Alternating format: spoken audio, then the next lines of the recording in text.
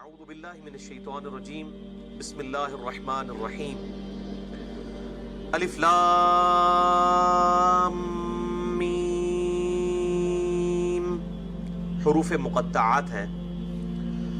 احسب الناس ان یترکوا ان یقولوا آمنا وهم لا یفتنون. کیا لوگ یہ گمان کرتے ہیں کہ وہ صرف اتنی بات پر چھوڑ دیے جائیں گے کہ وہ کہیں کہ ہم ایمان لائے اور ان کو آزمایا نہ جائے؟ یعنی صرف ایمان لانے کے اوپر ان کو آخرت میں چھوڑ نہیں دیا جائے گا، بلکہ دنیا میں اللہ تعالیٰ آزمائے گا. وَلَقَدْ فَتَنَّ الَّذِينَ مِن قَبْلِهِمْ، اور بے شک اللہ تعالیٰ نے آزمایا ان سے پہلے لوگوں کو بھی. فَلْيَعْلَمَنَّ اللَّهُ الَّذِينَ صَدَقُوا، پس اللہ تعالیٰ نے جانچا کہ کون لوگ اپنے ایمان لانے کی دعوے کے اندر سچے ہیں. وَلَيَعْلَمَنَّ الْكَاذِبِينَ، اور ضرور اللہ تعالیٰ جانچے گا کہ کون لوگ اپنے دعوے میں جھوٹے ہیں. یعنی اللہ کی سنت رہی ہے کہ اس نے ہمیشہ اہل ایمان کو جانچا ہے. اس کا لفظی ترجمہ تو بنتا ہے کہ اللہ تعالیٰ جانے گا کہ کون اپنے ایمان لانے میں سچے ہیں اور کون جھوٹے ہیں. لیکن چونکہ ہماری اردو لنگوسٹک کے اندر اس سے غلط فہمیاں پروڈیوس ہو جاتی ہیں کہ شاید اللہ تعالیٰ کو پہلے نہیں پتا، اللہ تعالیٰ بعد میں جانے گا، تو اس لیے میں نے اس کا ترجمہ کیا ہے جانچے گا. یعنی اللہ تعالیٰ جانتا تو ہے لیکن اس نے پریکٹیکلی جانچنا ہے اس اعتبار سے تاکہ لوگ اس کے اوپر گواہ ہو جائیں. اگر اللہ تعالیٰ بغیر جانچے ہی جنت اور دوزخ کا فیصلہ کر دیتا، جیسا کہ بعض لوگ مسئلہ تقدیر کے اعتبار سے یہ بات کرتے ہیں کہ اگر اللہ کے علم میں یہ پہلے سے ہی ہے تو اللہ تعالیٰ فرما دیتا، تو اللہ تعالیٰ پر لوگ ظلم کو لازم ٹھہرا دیتے کہ اللہ تعالیٰ نے ہمیں جانچا ہی نہیں، ہم نے کبھی بھی ایسا نہیں کرنا تھا. تو اللہ تعالیٰ نے انسان کو موقع دیا اور اختیار دیا. انا ہدیناہ السبیل اما شاکرا و اما کفورا، ہم نے ہدایت کا راستہ واضح کر دیا ہے. چاہے تو شکر گزاری کی روش اختیار کرو اور چاہے ناشکری کرو. اللہ تعالیٰ پھر آخرت میں معاملہ فرمائے گا. تو کوئی شخص قیامت والے دن یہ کہہ سکتا تھا کہ اے اللہ تو نے جانچے بغیر ہی میرے لیے فیصلہ سنا دیا، مجھے آزمایا تو جاتا، میں تمام آزمائشوں میں پورا اترتا. تو اس لیے اللہ تعالیٰ نے دنیا میں یہ آزمائش والا معاملہ رکھا ہے. تو اللہ تعالیٰ فرماتا ہے کہ بے شک ضرور اللہ تعالیٰ نے ان سے پہلے لوگوں کو بھی آزمایا تھا، ان کو بھی اللہ آزمائے گا تاکہ اللہ تعالیٰ یہ جانچ لے اور لوگوں کے اعتبار سے یہ چیز واضح کر دے، لوگوں کے علم میں بھی یہ بات آ جائے کہ کون لوگ اپنے ایمان لانے کے دعوے میں سچے ہیں اور کون لوگ جھوٹے ہیں.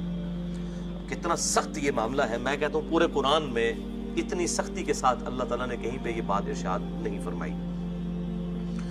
سورۃ العصر میں اللہ تعالیٰ نے کامیابی کے جو 4 ڈیٹم لیول پہ شرائط بتائی ہیں.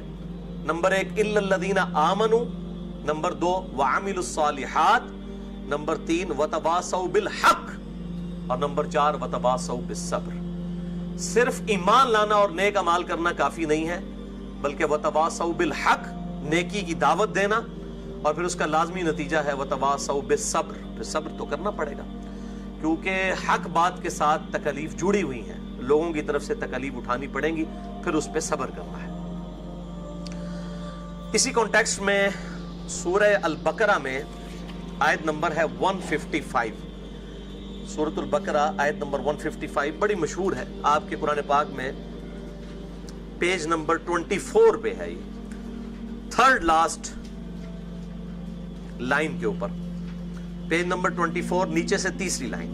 اعوذ باللہ من الشیطان الرجیم بسم اللہ الرحمن الرحیم وَلَنَبْلُوَنَّكُمْ بِشَيْءٍ مِّنَ الْخَوْفِ وَالْجُوعِ وَنَقْصٍ مِّنَ الْأَمْوَالِ وَالْأَنفُسِ وَالثَّمَرَاتِ، اور بالضرور ہم آزمائیں گے تھوڑے سے خوف کے ذریعے، بھوک کے ذریعے اور نقصان کے ذریعے، جان میں بھی اور مال میں بھی.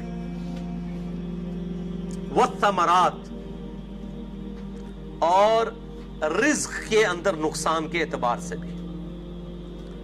وبشر الصابرین، پھر بشارت ہوگی، خوشخبری ہوگی صبر کرنے والوں کے لیے. الذین اذا اصابتهم مصیبہ، وہ لوگ کہ جب ان کو کوئی مصیبت پہنچتی ہے، قالوا انا للہ وانا الیہ راجعون، تو اس وقت وہ یہ کہتے ہیں کہ ہم بھی تو اللہ ہی کی طرف سے آئے تھے، ہم نے بھی اسی کی طرف لوٹ کے جانا ہے، یہ تکلیف بھی اللہ کی طرف سے آئی ہے، الٹیمیٹلی اس نے بھی لوٹ کے چلے جانا ہے. ان مع العسر یسرا ان مع العسر یسرا، بے شک ہر مشکل کے بعد آسانی ہے، ہر مشکل کے بعد آسانی ہے. دنیا میں آسانی نہ بھی ہے، آخرت کی آسانی تو ہے نا دنیا میں اگر کسی نے تکلیف اٹھائی ہے انشاءاللہ تعالی. تو ان اللہ مع الصابرین، بے شک اللہ تعالیٰ صبر کرنے والوں کے ساتھ ہے. اور ان کی نشانی کیا ہے؟ وہ کیا کہتے ہیں؟ انا للہ و انا الیہ راجعون. بلکہ صحیح مسلم میں حدیث ہے، میرا ایک کلپ بھی چڑھا ہوا ہے یوٹیوب کے اوپر، غم کی خبر کو خوشی میں بدلنے کی دعا، کہ آپ صلی اللہ علیہ وآلہ وسلم نے فرمایا جو شخص مشکل اور پریشانی میں یہ دعا مانگ لے، جیسے ہی اسے پہلی دفعہ کوئی خبر ملے، انا للہ و انا الیہ راجعون، بے شک ہم اللہ ہی کی طرف سے آئے ہیں، ہم نے بھی اللہ کی طرف لوٹ کے جانا ہے. اللہم اجرنی فی مصیبتی واخلف لی خیرا منہا، اے اللہ اس تکلیف کے اندر مجھے اجر عطا فرما اور مجھے اس سے بہتر نعم البدل عطا فرما. بخاری اور مسلم میں حدیث ہے کہ اگر کسی مسلمان کو کوئی تکلیف پہنچتی ہے، حتیٰ کہ کوئی دکھ، درد یا اندیشہ، حتیٰ کہ اس کے پاؤں میں کانٹا بھی چبھ جائے، تو اس کے بدلے اللہ تعالیٰ اس کی تکلیف، اس کے گناہوں کو معاف فرما دیتا ہے، اس کے گناہوں کا کفارہ بن جاتی ہیں یہ تکلیف. تو مسلمان کے لیے تو جنہوں کہتے ہیں موجے ہی موجہ نے، تکلیف آنے میں بھی صبر کریں گے تو اللہ تعالیٰ کی طرف سے جو ہے وہ انعام کی بشارت ہے. اچھا، اب اس کا ایک اور دوسرا پہلو ہے کہ جو بھی اللہ تعالیٰ کی طرف سے تکلیف آتی ہے، اللہ تعالیٰ نے لوح محفوظ میں وہ پہلے ہی لکھ لی ہوئی ہے. اسی کانٹیکسٹ میں قرآن حکیم میں سورۃ الحدید میں 2 آیات ہیں، بڑی امپورٹنٹ ہے. پارہ نمبر 27 میں آپ کے بلو والے قرآن پاک میں پیج نمبر ہے 541 541 نمبر پیج، اور نیچے سے 5ویں لائن ہے سورۃ الحدید آیت نمبر 22 اور 23، پیج نمبر 521.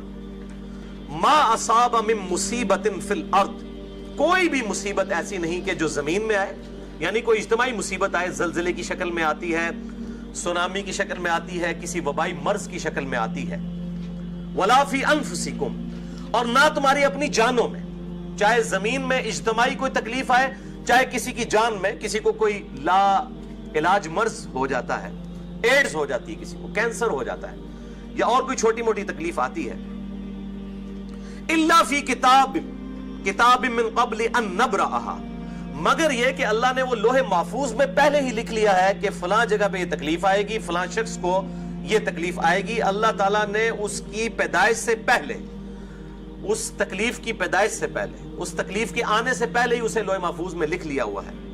ان ذالک علی اللہ یسیر، اور بے شک اللہ کے لیے بہت آسان ہے. اللہ کی ہارڈ ڈسک میں یہ چیز لکھی ہوئی ہے اور اللہ تعالیٰ کو یہ فورس ہی کرنا مستقبل میں بہت آسان ہے. اور یہ کیوں ہوا؟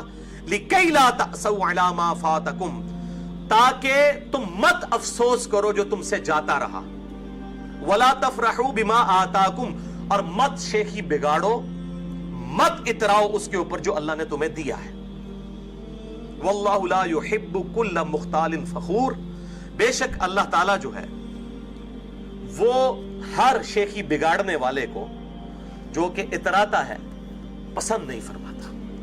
یعنی تکلیف آنے سے پہلے اور خوشی ملنے سے پہلے ہی اللہ تعالیٰ نے لوح محفوظ میں یہ چیز لکھ لی ہوئی ہے، تاکہ اگر کسی کو تکلیف آئے تو وہ کیا کہے؟ اللہ کی مرضی، اور خوشی ملے تب بھی کہے کہ جو اللہ کی مرضی.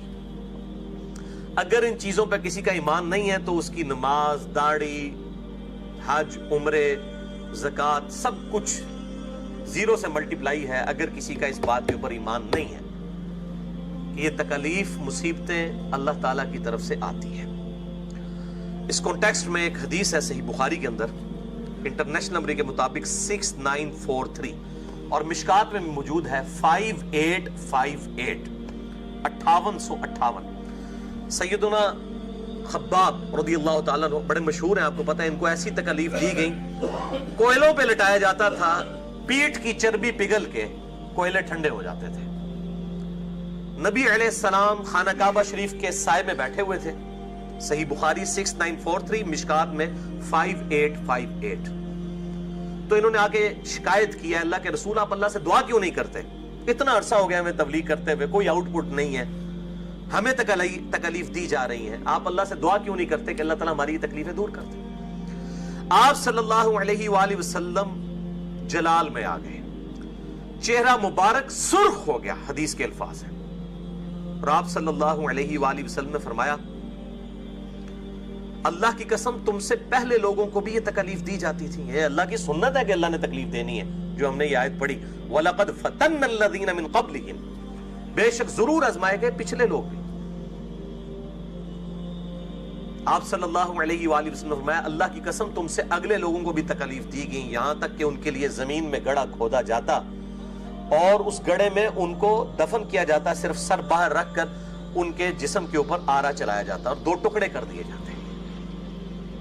اور ایسے بھی لوگ تھے آپ صلی اللہ علیہ وآلہ وسلم نے فرمایا کہ جن کے جسموں کے اوپر ان کی ہڈیوں اور ان کے پٹھوں کے اوپر لوہے کی کنگیاں پھیری جاتی، ان کے گوشت کے لوتھڑے اتارے جاتے، لیکن تب بھی وہ اللہ تعالیٰ کے دین کو نہ چھوڑتے. اللہ کی قسم یہ دین غالب ہو کر رہے گا، حتیٰ کہ کوئی شخص صنعاء سے لے کر حضر الموت تک سفر کرے گا اور اس کی بکریوں کو بھی خطرہ نہیں ہوگا، اتنا امن قائم ہو جائے گا. یہ علامات النبوہ والے چیپٹر میں صحیح بخاری میں ہے. اس وقت نبی علیہ السلام بشارت دے رہے ہیں کہ جب گنتی کے چند لوگ آپ کے اوپر ایمان لائے ہیں اور وہ بھی اصحاب کہہ رہے ہیں یا رسول اللہ علیہ وسلم آؤٹ پٹ تو نظر ہی نہیں آ رہی.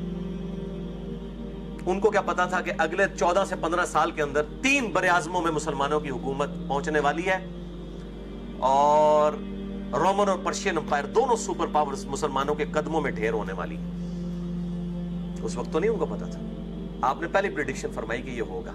اور بخاری و مسلم میں حدیث ہے اللہ کی قسم مجھے اپنے بعد تم سے یہ خطرہ نہیں کہ تم شرک کرنے لگو گے یا تم بھوکے افلاس کی وجہ سے مر جاؤ گے. مجھے خطرہ ہے کہ اللہ تعالیٰ تم پر زمین کی دولت کھول دے گا اور پھر تم اس دولت کی لالچ میں ایک دوسرے کو قتل کرو گے جس طرح کہ اگلے لوگوں نے کیا اور وہ بھی برباد ہو گئے، اس طریقے سے تم بھی برباد ہو جاؤ گے. بولے اعوذ باللہ تعالیٰ. اور یہی ہوا پھر بعد میں 1000 سال تک مسلمانوں کی حکومت ضرور رہی ہے، لیکن اسلامی حکومت جو ہے وہ آپ سمجھ لیں شہادت علی رضی اللہ تعالیٰ عنہ علیہ السلام پر آلموسٹ ختم ہو گئی. یہ 6 مہینے سیدنا حسن کے ڈال ہے. بعد میں مسلمان حکومت تھی، اسلامی حکومت کوئی نہیں تھی. وہی محلات بننا شروع ہو گئے، وہی عیاشیاں شروع ہو گئیں، وہی ملوکیت شروع ہو گئی کہ باپ مرتا تھا بیٹے کو حاکم بنا جاتا تھا، بیٹا جب مرنے لگتا تو وہ اپنے اگلے 4 5 بیٹوں کو کہ اس کے بعد یہ بنے، اس کے بعد یہ. اس کی آپ پریکٹیکل مثال آج سعودیہ میں دیکھ لیں کہ کیا ہو رہا ہے. تو آپ صلی اللہ علیہ وآلہ وسلم نے پہلے پریڈکشن فرما دی تھی کہ دنیا کے جب تم پر خزانے کھولے جائیں گے تو یہ کچھ ہو جائے گا. اور جیسے ہی دنیا کے خزانے کھولے گئے تو آپ دیکھ لیں آؤٹ پٹ کیا نظر آئی. اسی کانٹیکسٹ میں ایک اور حدیث ہے جامعہ ترمذی میں 2398 انٹرنیشنل نمبر کے مطابق. یہ حدیث سنن ابن ماجہ میں موجود ہے، امام ترمذی نے اسے حسن صحیح کہا ہے، مشکات میں بھی موجود ہے 1562. آپ صلی اللہ علیہ وآلہ وسلم سے پوچھا گیا کہ بتائیے اللہ کے محبوب صلی اللہ علیہ وآلہ وسلم اللہ تعالیٰ کی طرف سے سب سے زیادہ مصیبت کس پہ آتی ہے، تکلیف کس پہ آتی ہے؟ تو آپ صلی اللہ علیہ وآلہ وسلم نے فرمایا سب سے زیادہ تکلیف انبیاء کرام پر آتی ہے علیہم السلام. بخاری مسلم میں کتنی احادیث ہیں. صحیح مسلم میں وہ ڈیٹیل حدیث ہے جو طائف کے موقع پر آپ کو پتھر آپ پر برسائے گئے، آپ کے مبارک جوتیاں بھی خون سے آلودہ ہوگی. غزوہ احد کی تکلیف بھی آپ کے سامنے ہے بخاری و مسلم میں، بلکہ غزوہ احد کی تو لائیو کمنٹری سورہ آل عمران کے اندر موجود ہے. تو فرمایا سب سے زیادہ تکلیف انبیاء کو آتی ہے. پوچھا گیا اس کے بعد؟ فرمایا اس کے بعد ان لوگوں پر جو انبیاء کے بعد سب سے افضل ہوتے ہیں، اور پھر اس کے بعد ان لوگوں پر جو ان کے بعد سب سے افضل ہوتے ہیں. اب اس میں آپ نے یہ تفریق نہیں کی گئی ہے کہ انبیاء کے بعد صحابہ یا تابعین یا تبع تابعین، یہ بھی کہا جا سکتا تھا. وہ تفریق نہیں ہے. ہو سکتا ہے آج کسی کو اس تکلیف سے گزرنا پڑے جس تکلیف سے اس زمانے میں لوگ نہیں گزرے، تو آپ نے تکلیف کے ساتھ اسے جوڑ دیا کہ تکلیف کے ساتھ. اور پھر آپ صلی اللہ علیہ وآلہ وسلم نے فرمایا کہ اللہ تعالیٰ آدمی کو اس کے دین کی پختگی کے اعتبار سے آزماتا ہے. جو جتنا دین میں پختہ ہوتا ہے اتنی بڑی آزمائش، اور جو جتنا دین میں کمزور ہوتا ہے اس کی آزمائش بھی کمزور ہوتی ہے. حتیٰ کہ وہ شخص زمین پر چلتا پھرتا رہتا ہے، یعنی اس کی موت کا وقت آ جاتا ہے اور وہ دنیا میں اس حال سے اٹھایا جاتا ہے کہ اس کے ذمہ کوئی گناہ نہیں ہوتا. یعنی اللہ تعالیٰ اس کو تکلیف میں سے گزار کے آخرت کی الٹیمیٹ اس کو نعمت عطا فرما دیتا ہے. کتنی بڑی نعمت ہے. یعنی میں کہتا ہوں کہ 1 ارب اور 1 روپیہ اور 1 ارب اس میں کوئی فرق نہیں. 1 روپے اور 2 روپے میں تو فرق ہے، آدھ و آدھ کا فرق ہے. لیکن 1 ارب 1 روپیہ اور 1 ارب 1 روپے میں کوئی فرق نہیں ہے۔ صحیح مسلم میں حدیث ہے، آخرت اور دنیا کی مثال اس طرح ہے جیسے کوئی سمندر میں انگلی ڈبوئے، اس کے ساتھ جو پانی لگتا ہے وہ دنیا کی زندگی اور سمندر آخرت کی ہے، بلینز اینڈ ٹریلینز ٹائم، بلکہ آپ کے انفینٹ۔ تو اگر کوئی شخص 1 روپے کا نقصان کر کے 1 ارب روپیہ کما لے، وہ عقل مند ہے، یا جو 1 روپیہ بچاتے بچاتے 1 ارب روپے کا نقصان کر لے؟ اور یہاں تو صرف نقصان والی بات نہیں ہے، ایسی کی تیسی پھرنے والی ہے۔ اللہم اجرنا من النار، اللہم اجرنا من النار، اللہم اجرنا من النار، اللہم من احییتہ منا فاحیہ علی الاسلام ومن